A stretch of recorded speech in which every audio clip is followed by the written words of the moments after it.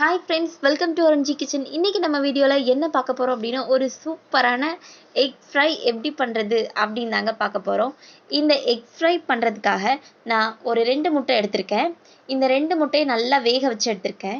இந்த வேக வச்ச முட்டையை நீங்கள் இப்படி 2ஆக கட் பண்ணிக்கிங்க. பாருங்கள், இந்த மாதிரி கட் பண்ணால் தான் உங்களுக்கு எக் ஃப்ரை பண்ணுறதுக்கு நல்லாயிருக்கும். இதே வேறு ஷேப்பில் இப்படி குறுக்க கட் பண்ணிங்கன்னா நல்லா இருக்காது. கரெக்டாக இந்த ஷேப்பில் ஓவல் சைஸில் இந்த மாதிரி குக் பண்ணிக்கிங்க. பாருங்கள், கட் பண்ணியாச்சு. இப்போ இதில் நம்ம சிக்கன் 65 பொடி சேர்த்தோம்னா தான் டேஸ்ட்டாக இருக்கும். இந்த சிக்கன் 65 பொடியில் கொஞ்சமாக நான் தண்ணி ஆட் பண்ணி இதை ஒரு பேஸ்ட் மாதிரி நான் வந்து கலக்க போகிறேன். பாருங்கள், கொஞ்சம் கொஞ்சமாக தண்ணி சேர்த்து நல்லா பேஸ்ட் மாதிரி பண்ணிக்கிங்க. அப்போ தான் இந்த முட்டையில் நம்ம வந்து இந்த மசாலாவை அப்படி தேய்க்கும் போது நல்லா ஒட்டும். இப்போ பாருங்கள், நான் எப்படி இந்த முட்டையில் இந்த மசாலாவை தேய்க்கிறதுன்னு காட்டுறேன். பாருங்கள், இப்படி கொஞ்சம் கொஞ்சமாக எடுத்து ஒரு விரல் வச்சுட்டு இந்த மாதிரி நீங்கள் எல்லா பக்கமும் அப்ளை பண்ணுங்கள்.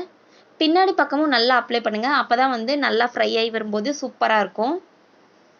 இப்படி எல்லா பக்கமும் நீங்கள் அப்ளை பண்ணணும். கொஞ்சம் கூட மசாலா இல்லாமல் இருக்கக்கூடாது. எல்லா இடத்துலையும் மசாலா பிடிச்சிருக்கணும்.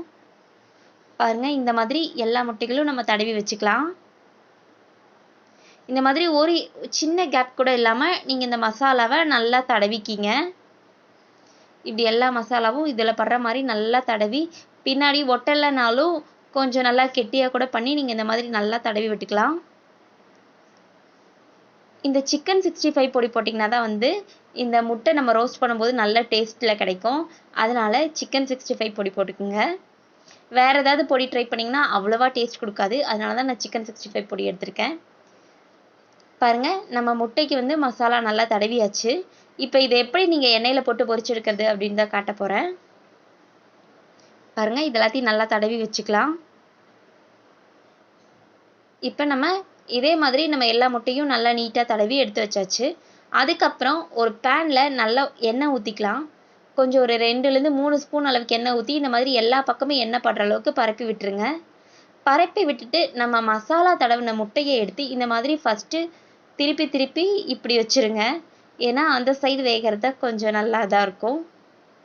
அதுக்கப்புறம் நீங்கள் இந்த சைடு வந்து ஒட்டாது, லைட்டாக பரட்டி பரட்டி திருப்ப வேண்டியதாக இருக்கும். அதனால் ஃபஸ்ட்டு நம்ம அந்த கீழ்ப்பாகத்தை நம்ம திருப்பி பரட்டிக்கலாம்.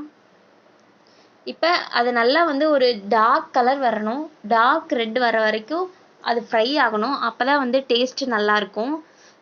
சம்டைம்ஸ் முட்டை எல்லா நாளும் வெடிக்காது. கொஞ்சம் தள்ளி நின்று பண்ணிக்கிறது தான் இது பெஸ்ட்டு. சில பேர்த்துக்கு வந்து முட்டை வெடிச்சிரும். அப்படியே அந்த வெள்ளைக்கரு வந்து லைட்டாக வெடிக்க ஆரம்பிக்கும் போது நீங்கள் கொஞ்சம் பார்த்துக்குங்க. கொஞ்சம் தள்ளி நின்னீங்கன்னா போதும். இப்போ இந்த சைடு நல்லா ஃப்ரை ஆகிடுக்கு.